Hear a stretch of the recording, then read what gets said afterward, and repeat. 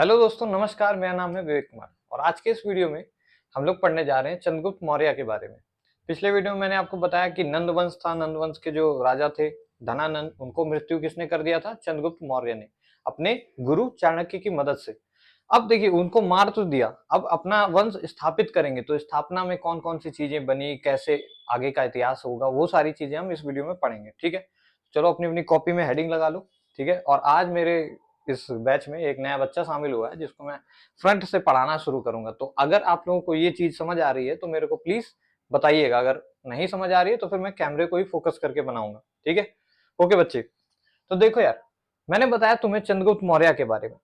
चंद्रगुप्त मौर्य एक बेहद ही महान शासक रहे थे जो कि मगध की धरती को धीरे धीरे, क्योंकि मगध क्या हो रहा था, मैंने आपको बताया हर्यंक वंश से आया, फिर हमारा नंद वंश, ये सभी में मगध विस्थापित हो रहा था। बड़े दूर दूर तक क्या हो रहा था, घेरा जा रहा था। अवंती का क्षेत्र कर लिया था, मल्ल जनपद, और भी धीरे बंगाल का पोर्शन।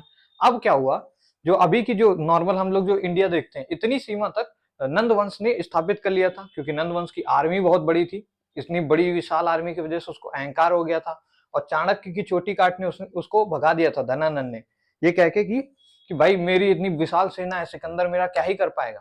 तो उस समय क्या था, सिकंदर क्योंकि आ नहीं पाया था, व्यास नदी में बाढ़ आ गई थी, अदरवाइज उस समय हार जाता धनानंद, क्योंकि सेनापति था किसका, सिकंदर का। उसको ये तो पता था कि भारत की जो सेना है धनानंद के समय बहुत विशाल है, बहुत बड़ी सेना थी, बहुत सारे लोगों की, मतलब एक तरीके से मतलब छावनी बना दिया था उसने। लेकिन उसको ये भी पता था कि उसमें एक रणनीति वाली, जो युद्ध के समय, क्योंकि नीतियां काम आती हैं, किस तरीके से आप युद्ध करते हो। जो ये नहीं कि आपके पास बड़े हथियार है तो आप हमेशा युद्ध जीतोगे। फॉर एग्जाम्पल, अमेरिका तालिबान पे कभी कब्जा नहीं कर पाया, जबकि अमेरिका के पास लेटेस्ट हथियार है उसके बाद भी। लेकिन जो रणनीति है जो तालिबान वालों की, क्योंकि वहां पे मेनली पहाड़ है, तो उस जगह पे जो रणनीति जो पैदा हुए हैं वो बढ़िया से जानेंगे, ना कि कोई बाहर से आया हुआ। तो वही चीज उन्हें पता थी। और धनानंद अगर उस समय आ गए होते, धनानंद कंफर्म हार जाता और भारत पे किसका शासन हो जाता, सिकंदर जीत जाता। लेकिन क्योंकि ब्यास नदी में बाढ़ आ गई थी और उस वजह से भी, और सिकंदर का मनोबल नहीं टूटा था। सिकंदर को महान इसीलिए बोला जाता है क्योंकि उस समय जितनी भी उसको दुनिया के बारे में नॉलेज थी, कहा जाता है कि 59% जो उस समय दुनिया की खोज हो गई थी उसके बारे में उसको पता था, और उन सभी पे उसने जीत हासिल कर ली थी। इस वजह से उसको महान बोला जाता है। खैर, तो वापस आते हैं चंद्रगुप्त मौर्य पे। तो चंद्रगुप्त मौर्य की माता का नाम मुरा था। इन्हीं के नाम पे ही, मुरा से ही मौर्य वंश स्थापित हुआ। ठीक है, दूसरे, चंद्रगुप्त बहुत ही निम्न जाति, क्योंकि जाति का सिस्टम बहुत पहले से चला आ रहा है, तो उस समय बहुत ही निम्न जाति के एक बच्चे थे। तो इस वजह से क्या था कि जो बड़े बड़े, जो ऊंची जाति अपर कास्ट के लोग, वो लोग ये मानते थे कि किसी निम्न जाति का इंसान हम पे अगर रूल करेगा तो वो सही से रूल नहीं कर पाएगा। उस टाइम पे ऐसी मानसिकता थी। तो उन सभी मानसिकता वाले लोगों के लिए चंद्रगुप्त मौर्य एक बहुत बेहद मिसाल बन गए, क्योंकि इन्होंने ना सिर्फ केवल केवल जो सीमाएं, जो आज के तौर पे हम इंडिया पे देखते हैं, जो सीमाएं हैं इधर पंजाब से लेके उधर नॉर्थ ईस्ट तक, इसको बढ़ाया ही नहीं केवल, बल्कि समाज सुधार में भी बहुत से काम किए। तो उन सभी की बातें करेंगे। ठीक है, तो क्या हुआ कि चंद्रगुप्त मौर्य ने धनानंद को मारा था, तो धनानंद की बेटी दूरधरा से विवाह कर लिया था, शादी कर लिया था। दूरधरा, ठीक है, दूरधरा उनका नाम है, इंपॉर्टेंट है, याद रखना। फिर चंद्रगुप्त मौर्य के टाइम पे सिकंदर तो वापस चला गया था, लेकिन सिकंदर का ही सेनापति जो कि था सेल्यूकस निकेटर, ये वापस आया था भारत पे आक्रमण करने के लिए। तो जब आया तो इसको लगा कि धनानंद अभी जिंदा होगा, ये तो सोच के गया था कि धनानंद की फौज होगी, अभी हम लड़ा के हरा देंगे। लेकिन उस समय तक चंद्रगुप्त ने क्योंकि मार दिया था धनानंद को, और खुद चंद्रगुप्त मौर्य ही वहां पे शासन कर रहा था, और उसके पास राजनीतिक, कूटनीतिक, हर तरीके के गुरु थे। कौन है? चाणक्य। आपने सुना भी होगा, चाणक्य अर्थशास्त्र के क्या है, वो जन्मदाता है। जितने अर्थशास्त्र मतलब इकोनॉमिक्स नहीं, अर्थशास्त्र मतलब पॉलिटिक्स, तो पॉलिटिक्स के एकदम जन्मदाता है। इनको पांच बोलते हैं ना, पांच वेद आने चाहिए, सारे उनको चीजें पता थी।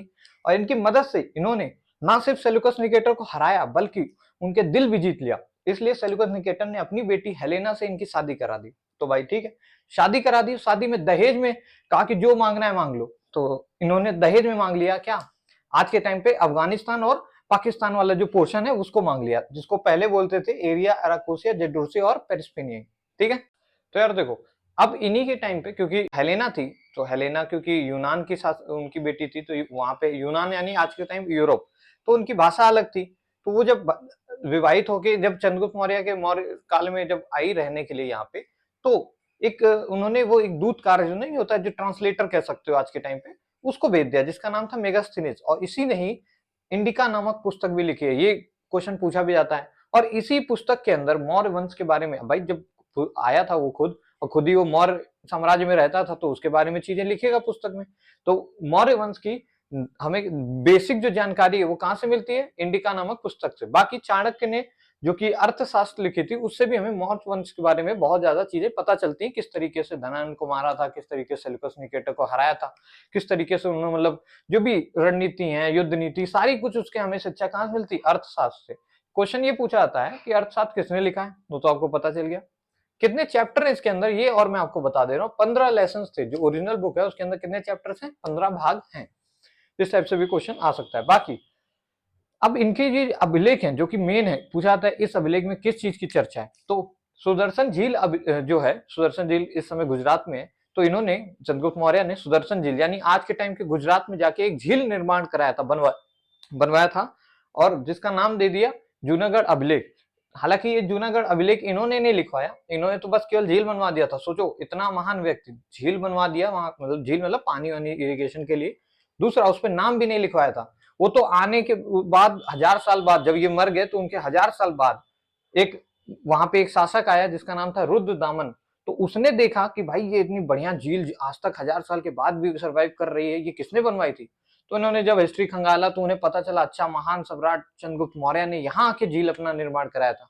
तो उन्होंने बकायदा लिखवाया, किसने लिखवाया, रुद्रदामन ने लिखवाया। ये जो जूनागढ़ अभिलेख है, जूनागढ़ गुजरात, तो ये रुद्रदामन ने लिखवाया। और क्या लिखवाया कि मैं इसका पुनः निर्माण का काम करा रहा हूं, मतलब मैंने बनवाया नहीं है, दोबारा से रिकंस्ट्रक्शन करा रहा हूं। इसको बनाया किसने था, मगध सम्राट चंद्रगुप्त मौर्य ने। ठीक है, तो ये गुजरात का अभिलेख हो गया। फिर शाहगौर अभिलेख भी पूछा जाता है। शाहगौर अभिलेख में देखो, जब मौर्य काल था तो उसमें एक बड़ी सी भुखमरी फैल गई थी हर शासक के टाइम पे। भुखमरी क्योंकि उस समय देखो यार, फसल टाइम पे ना होना, या लोग मतलब अलग अलग चीजों पे वो हो जाते थे, कभी खेती बाड़ी पे तो कभी जानवरों पे आकर मतलब हो जाते थे, क्या बोलते हैं यार, डिपेंडेंट हो जाते थे, जिसकी वजह से कई बार ये चीजें दिक्कतें फेस होती थी कि भाई कहीं भुखमरी आ जाती। लेकिन ऐसा नहीं कि पूरे पोर्शन में भुखमरी आती थी, कुछ जगहों पे, क्योंकि ट्रांसपोर्टेशन तो था नहीं कि भाई यहाँ खाना खत्म हो गया तो यहाँ से मंगवा लेते हैं। जैसे आज के टाइम पे अगर किसी स्टेट में कम हो जाता है फूड, तो दूसरे स्टेट से वो एक्सपोर्ट इंपोर्ट कर लेता है। लेकिन पहले के टाइम पे इस तरह नहीं था, तो उस समय क्या आ जाता था, भुखमरी नॉर्मल केस थी, ऐसा कोई बड़ी बात नहीं। समझ गए ना। तो भुखमरी आ गई थी, उस चीज की चर्चा है कि चंद्रगुप्त मौर्य ने किस तरीके से उसमें काम किए, कैसे रिफॉर्म्स लाए, किस तरीके से जनता की मदद की, वो सारी चर्चा किसमें है, शाहगौर अभिलेख में। हालांकि ये अभिलेख उन्होंने खुद से नहीं लिखवाए, फिर से बता दे रहा हूँ, ये बाद में लोगों को इतना आकर्षित ही कर गया उनका काम कि लोगों ने खुद से लिखवा दिया कि भाई इतने महान शासक थे हमारे।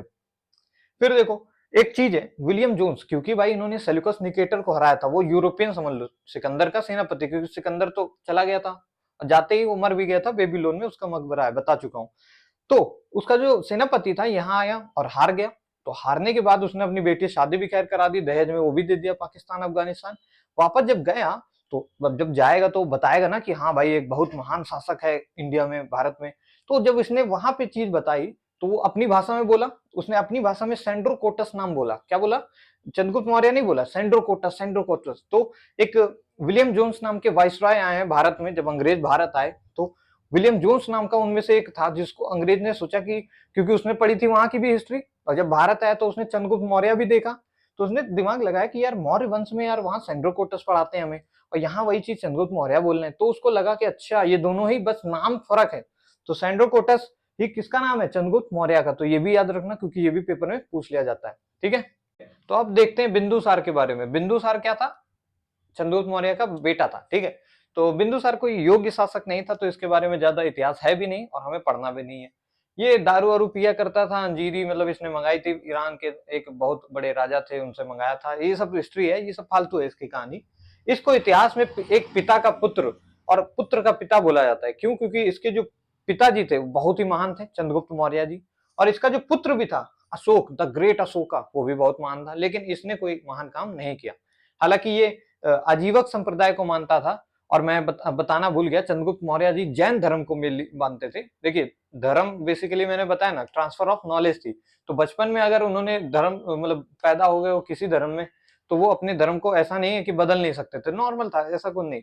अपना जिस नॉलेज को पसंद आ रही है वो इंसान वो पढ़ता था। ठीक है, तो उन्होंने क्या किया, जैन धर्म को मान लिया था चंद्रगुप्त मौर्य ने। बाकी बिंदुसार आजीवक संप्रदाय को मानता था। आजीवक संप्रदाय वही लोग जो समझ गए होंगे, खैर नहीं समझे तो कोई बात नहीं, आजीवक संप्रदाय एक दूसरा धर्म है, बस इतना आप लोग याद रखो। फिर जो इनका जो बेटा हुए, इनके 2 बच्चे थे, एक का नाम था सुशीम और एक का नाम था अशोक। तो सुशीम एक कोई योग्य तो थे नहीं, हालांकि इन लोगों को अलग-अलग क्या राज्य साम्राज्य संभालने को दे दिया गया था। अशोक को अवंती का राजा बनाया था, ये पूछा जाता है, और सुशीम को भेज दिया था जम्मू कश्मीर की, जाओ वहां पर अपना राजा बन जाओ और वहां पे अपना काम करो।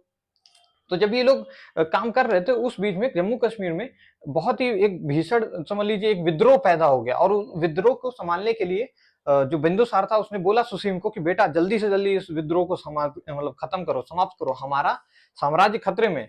तो उसने थोड़ा बहुत अपनी एक्शन फोर्स ये वो काम हम किया, लेकिन वो बात बन नहीं पा रही थी। फिर बिंदुसार होप हार गया, वो समझ गया सुसीम के बस की बात नहीं है। तो बिंदुसार ने कॉल लगाया, वैसे कॉल तो चलती नहीं थी, फिर बिंदुसार ने मतलब जो भी है नोट्स वगैरह लिख के पहुंचाया कि भाई अशोक जी जाइए आप जम्मू कश्मीर में और वहां की वो उसको संभालिए, और जो भी विद्रोह है उसको जल्द से जल्द जल्दी से उसका क्या करिए, समाधान कीजिए। तो भाई अशोक जी एकदम जैसे ही पहुंचते हैं, भाई उस समय अशोक जो थे, एक अशोक को दा अशोका बोला जाता है। नॉर्मल ऐसे ही किसी इंसान के आगे दा नहीं लिखा जाता है, जो बहुत महान होता है, जैसे द बिल गेट्स, जो बहुत ही मतलब अननेचुरल काम कर दिए, एकदम अनबिलीवेबल, उनके आगे ही नाम में दा लगता है। तो अशोक एक बहुत ही योग्य थे। फिर चाहे वो तलवारबाजी हो या कोई भी चीज हो, सोचने की वाइज या थिंकिंग वाइज, हर चीज में योग्य थे। जैसे ही जाते हैं, बहुत जाते हैं, एकदम भीषण मार ताड़ करके एकदम विद्रोह को शांत कर देते हैं। सब लोग डर के घर में घुस जाते हैं कि अरे भाई अशोक आया। सब एकदम बहुत जल्दी, मतलब 5 से 6 दिन में इन्होंने पूरा विद्रोह समाप्त कर दिया। हालांकि देखिए 5 से 6 दिन लग गए, क्यों? क्योंकि उस समय उस तरीके के घोड़े में ही दौड़ के जाते थे। अब घोड़ा कितनी तेज चल जाएगा, आज के टाइम कार और तो है नहीं, ना ही कोई वो है कि भाई एक वो प्रेस कॉन्फ्रेंस करा दिया कि अगर तुमने विद्रोह शांत नहीं किया तो बम फेंक देंगे। उस समय तो तलवारबाजी, युद्ध, यही सब होता था, उसी तरीके विद्रोह शांत होता था। तो 5-6 दिन लगा के युद्ध, लेकिन बहुत जल्दी इन्होंने क्या किया, वहां का विद्रोह खत्म कर दिया। बहुत लोगों के गर्दन काट दिए, मारे गए बहुत से लोग। और फिर यहीं से अशोक का एक, समझ लीजिए, जन्म हो गया, समझ लीजिए नया जन्म। क्यों? अब बहुत से लोग उन्हें एक महान योग्य शासक की तरह से जानने लगे। मगध में तो उनके बाप ने बता दिया होगा, अरे भाई बहुत योग्य है मेरा बेटा। दूसरा, जो जम्मू कश्मीर के होंगे वो तो समझ ही गए होंगे देख के। अवंती छोड़ के जब यहाँ से यहाँ गए होंगे तो किसी ने तो पूछा होगा अवंती से कहाँ गए, तो उन्हें भी पता चल गया। धीरे धीरे मतलब समझो सबको पता चलने लग गया था, समझ गए। तो भाई जम्मू कश्मीर से इन्होंने वो किया, और फिर धीरे धीरे एक दिन आया कि भैया बिंदुसार टपक गए, और उसके बाद अगली गद्दी में कौन बैठे? अशोक बैठ गए। कौन बैठ गए? अशोक। तो आपको बता दूं, अशोक बहुत ही क्या थे, योग्य शासक थे। अशोक ने क्या किया, अब ये इस समय तक सीमा ऐसे ही सी थी। चंद्रगुप्त मौर्य ने खैर इसको भी दहेज में ले लिया था, ये पाकिस्तान और ये अफगानिस्तान, ये सीमा, ठीक है। तो ये सब भी पूरी सीमा थी किसकी? मगध की थी, जो कि यहाँ पे बिहार में था, एक छोटा सा। इसने पहले अवंती को कब्जा किया, फिर वृद्ध को, फिर मल्ल को। धीरे धीरे जनपद कितने बढ़ गए, इतना बड़ा हो गया। फिर मगध की जो फौज थी वो पूरी ऐसे घूमती थी, यहाँ से लेके पूरा इतना नीचे साउथ में, क्योंकि उस समय जंगल वंगल थे, उतना कोई नहीं उस तरह रहते थे, पर फिर भी उनकी काफी पोर्शन तक क्या था, कब्जा था, ठीक है। अब क्या हुआ, अशोक जब सम्राट बने तो यहाँ पे एक था क्या, कलिंग। आज के टाइम अगर बात करें तो उड़ीसा, उड़ीसा को ही क्या कहते थे, कलिंग बोलते थे। तो आज के टाइम उड़ीसा जो था, उस समय वो कब्जे में नहीं था। उड़ीसा में कुछ पोर्शन मैंने आपको बताया है कि धनान के टाइम पे कब्जा हुआ था। महापद्म नंद में भी उड़ीसा में जाके बढ़िया से कलिंग में क्या किया था, कंट्रोल कर लिया था, लेकिन प्रॉपर कंट्रोल नहीं मिल पाया था। फिर वही काम प्रॉपर वाला अशोक ने कर दिया। अशोक अपना, क्योंकि उस समय राजा युद्ध लड़ना कोई देखो गलत नहीं था, डेमोक्रेसी जैसी कोई चीज नहीं थी। युद्ध लड़के अपना विस्तारवाद करना ही एक राजा का मूल धर्म था, ठीक है, मतलब मेन काम उसका वही था। तो बहुत मारकाट मचाई, एकदम बच्चे बूढ़े सभी लोग मर गए। जब युद्ध के बाद जब वो जा रहे थे वापस घोड़े से, तो जब लाशों को देखते रहे, क्योंकि इतने लोग ही मर गए थे उसमें, एकदम कहा जाता है कि कलिंग की धरती लाल हो गई थी। लाल होना मीन बहुत ज्यादा खून बहा था जिस जगह युद्ध होता था। तो ये सब देखने के बाद थोड़ा सा उनको, मतलब अपने अंदर थोड़ा उनकी भाव आत्मा जागी। उन्होंने कहा कि इन मासूमों का क्या मतलब दोष था, उन्हें क्यों फालतू सजा मिली, और आखिर हमारा साम्राज्यवाद, भले ही हमने साम्राज्य की सीमा बढ़ा ली है, लेकिन मानवता के खिलाफ ये काम करके हमने बहुत बड़ी गलती कर दी है। तो यहीं से उन्होंने क्या किया, अपना मन थोड़ा सा बना लिया था कि अब ये सब काम नहीं करना है।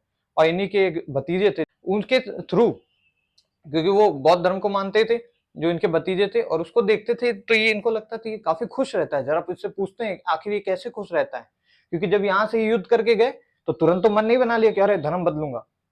बड़ा मतलब थोड़ा परेशान रहने लग गए कि अरे यार इतना ये खून खराबा हो गया, बड़ा दुख लग रहा है। तो इनका एक भतीजा था, उसको देखते थे तो ये बड़ा खुश रहता था। उससे पूछा भाई ऐसा क्या है कि तुम एकदम खुशी रहते हो, मगन रहते हो? उसने बताया कि देखिए हम बौद्ध धर्म को मानते हैं, और बौद्ध धर्म की एक विशेषता मैंने आपको पहले ही बताई है कि वो लोग पढ़ाई, और वो लोग ऐसा नहीं है, उस धर्म में आप चेंजेस एक्सेप्ट करते हैं।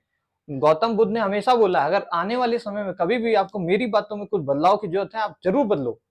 ऐसा कुछ नहीं है कि आप ये फिक्स हो गया है कि स्टैम्प मार दिया, नहीं, ऐसा ही होता है। तो यही चीज थी कि बौद्ध धर्म को लोग काफी जल्दी अपना लेते थे, और उसमें अहिंसावादी यही सब चीजें विचारधारा थी। तो समझ गए ना। तो अशोक ने जब बातचीत की तो थोड़ा उनको इंटरेक्शन अच्छा लगा। अशोक को मैंने बताया, अशोक ने अपनी जो बौद्ध धर्म की प्रेरणा थी वो किससे ली? निर्ग्रोथ, उनके जो भतीजा था उसको देखा, क्योंकि भाई जब वो कलिंग के युद्ध से आए तो बड़े परेशान रहने लग गए कि यार बहुत गलत हो गया मेरे से, अब मुझे परेशान इंसान हो ही जाता है। अब मान लो कली को आप किसी मर्डर कर दो, बहुत परेशान हो जाओगे। नॉर्मल से चोरी भी कर लोगे तो भी आप परेशान हो जाओगे नॉर्मल। तो उन्होंने तो भाई इतना मास कलिंग में मास किलिंग विलिंग करके आए, बड़ा परेशान रहने लगे। इन्होंने देखा अपने भतीजे को बड़ा खुश रहता है, उससे पूछा भाई ऐसा क्या है कि तुम बड़ा खुश रहते हो? तो इन्होंने महात्मा बुद्ध की 4 बेसिक चीजें बताई कि देखिए, इस संसार जो है ये पूरा दुखों से भरा हुआ है, और दुखों का कारण क्या है? हमारी खुद की इच्छा।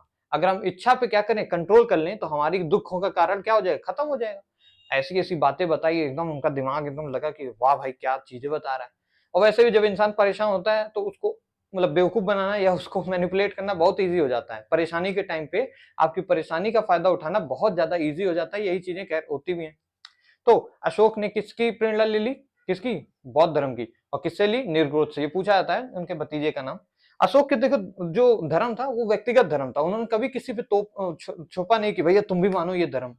हमेशा वो खुद पे इंडिविजुअल रहे, किसी को उन्होंने ऐसा नहीं किया कि भाई तुमको मानना ही पड़ेगा। क्योंकि भाई अशोक थे, अशोक का एकदम जो छवि थी कि अरे भैया अशोक आ गए हैं, घर में जाओ, जो डर था उसके भी आप पे उन्होंने थोड़ा सा भी यूज नहीं किया। उन्होंने किसी की परिस्थिति का उस फायदा नहीं उठाया, उन्होंने खुद में बस माना कि भाई मैं बौद्ध धर्म को मानता हूँ। अशोक पहले ब्राह्मण धर्म को मानते थे और अब बौद्ध धर्म को मानने लग गए। अगर आज के टाइम ऐसे धर्म परिवर्तन हो जाए तो मीडिया एकदम उछाल देती है कि अरे भाई इतने हिंदू खतरे में, ऐसा वैसा बकैती। लेकिन उस समय ये सब चीजें बेसिक थी, क्योंकि धर्म मैंने आपको बता दिया क्या है, ठीक है। तो इनकी बच्चे थे महेंद्र और संघमित्रा, तो इनको इन्होंने भेजा था श्रीलंका में। आज के टाइम जो श्रीलंका है वहां भेजा था कि जाओ बेटा वहां पर भी आप अच्छे अच्छे काम करो, अपने जो बौद्ध धर्म है उसको क्या करो, थोड़ा सा उसका विस्तारवाद करिए। अब विस्तारवाद का कहने का देखिए ये मतलब है, क्योंकि उस समय तो न्यूज मीडिया थी नहीं कि भाई आ रहे ऐसा ऐसा है प्रमोट कर रहे हैं। उस समय जा जाके आप बातें बोल के, स्पीचेस कंडक्ट करके, गाना गा के, इसी तरीके से अपनी बातों को रखते थे। तो महेंद्र और संघमित्रा को कहाँ भेजा? श्रीलंका में, अपने बौद्ध धर्म के विस्तारवाद के लिए। विस्तारवाद से कंफ्यूजन मत होना, किसी पे थोपना नहीं है उसको, ठीक है। अपने धर्म को किसी पे थोपा नहीं, बल्कि बस उसको बताया ताकि सराउंडिंग में लोग समझें और जाने, ठीक है। ओके, अब जानते हैं अशोक ने जो अशोक के जो 13 अभिलेख हैं उनमें किन किन चीजों की चर्चा है, क्योंकि ये पेपर में पूछा, ठीक है। तो देखो यार, तो इनके टोटल जो 14 शिलालेख थे उनकी चर्चाएं हैं, पर इंपॉर्टेंट केवल एक ही है। अगर आप नॉर्मल एग्जाम की तैयारी कर रहे हैं, केवल आपसे एक ही पूछा जाएगा, जो कि 13वां अभिलेख, याद रखिएगा 13वां अभिलेख है जिसमें कलिंग युद्ध की चर्चा है, बस इतनी। बाकी ये चीजें पूछी जाएंगी कि कौन कौन सी भाषाओं में अभिलेख थे, सबसे ज्यादा किस भाषा में अभिलेख पाए गए। तो जो सबसे, भाषा नहीं लिपि बोल रहा हूं मैं, सॉरी। तो ब्राह्मी लिपि जो है, ब्राह्मी लिपि यानी लिपि मतलब लिखने के ढंग और तरीके को कहते हैं। कोई भी भाषा, जैसे मैं ये लेख लिख रहा हूँ इस तरीके से लिख रहा हूँ, जबकि कोई दूसरी भाषा में कोई दूसरी लिपि होगी। जैसे अगर आप पंजाबी भाषा की बात करो तो उसमें गुरुमुखी लिपि है, उसमें इस चीज को किसी और तरीके से लिखा जाएगा। पर होगा तो बात मतलब वही है, लेख को लेख ही लिखे बोलेंगे, पर उसका लिखने का ढंग अलग होगा। तो लिपियां अलग अलग थी। सबसे ज्यादा जो पाए गए हैं जो शिलालेख, वो ब्राह्मी लिपि में पाए गए हैं। किस लिपि में? ब्राह्मी लिपि में पाए गए हैं। फिर खरोष्टी लिपि कहाँ पाई गई है? पाकिस्तान, आज के टाइम पे जो पाकिस्तान वाला रीजन है उस जगह पे जो भी शिलालेख मिले हैं, तो वहां पे कौन सी लिपि मिली है भाई? वो है खरोष्टी। फिर अरमाइक और ग्रीक लिपि, ये लिपियां अफगानिस्तान, उधर ईरान साइड, इधर ही साइड में मेनली मिली है। तो आपको पता होनी चाहिए ये 4 टाइप की मेनली लिपि थी वहां पे। फिर मुद्रा उस समय कौन सी चलती?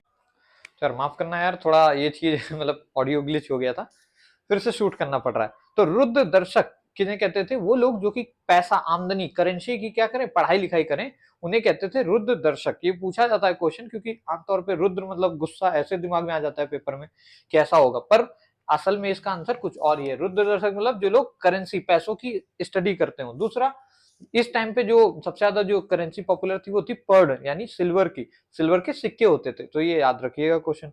फिर भाई देखो, ये तो चीजें हो गई। अब हम थोड़ा सा जान लेते हैं भाई कि कौन कौन सी जो बड़ी बड़ी, जैसे कि मौर्य काल ने बहुत सारी जगहों को क्या कर लिया था, अपने कंट्रोल में ला लिया था, तो उनकी राजधानी क्या क्या थी, क्योंकि वहां से भी क्वेश्चन आ जाता था कि भैया बताओ कलिंग की राजधानी क्या थी उस समय। तो चलो वो सारा जल्दी से लिख देता हूँ और फिर आपको याद करा देता हूँ। ओके, तो यार देखो, सबसे पहले कलिंग, कलिंग की राजधानी थी तोसली। क्या राजधानी थी? तोसली। इसी को धौली भी बोला जाता है भाई। फिर अवंती, अवंती की राजधानी थी उज्जैनी यानी उज्जैन। अवंती आपको पता होगा, ये आज के टाइम मध्य प्रदेश वाला एरिया था। ठीक, कलिंग मतलब आज के टाइम ओडिशा वाला एरिया। ओडिशा कहाँ पे भैया? मैप है थोड़ा बहुत, अभी जब मैं इंडियन मैप इसके बाद शुरू करूंगा, पहले पूरी हिस्ट्री पढ़ाऊंगा, इंडियन मैप भी लेके आऊंगा, उसके बाद वीडियो उसमें बताऊंगा कौन सी चीज कहाँ पे है बेसिकली। उसमें फिर से इन्हीं चीजों को कवर अप करेंगे जब पढ़ेंगे हम लोग कलिंग का इतिहास यानी ओडिशा के बारे में, तो फिर से थोड़ा बहुत ये चीजें आपको बताते चलेंगे ताकि आपका रिवीजन अच्छा रहे। प्राशी, प्राशी मतलब प्राशी था पूर्वोत्तर पार्ट यानी पूरब और उत्तर ऊपर की ओर।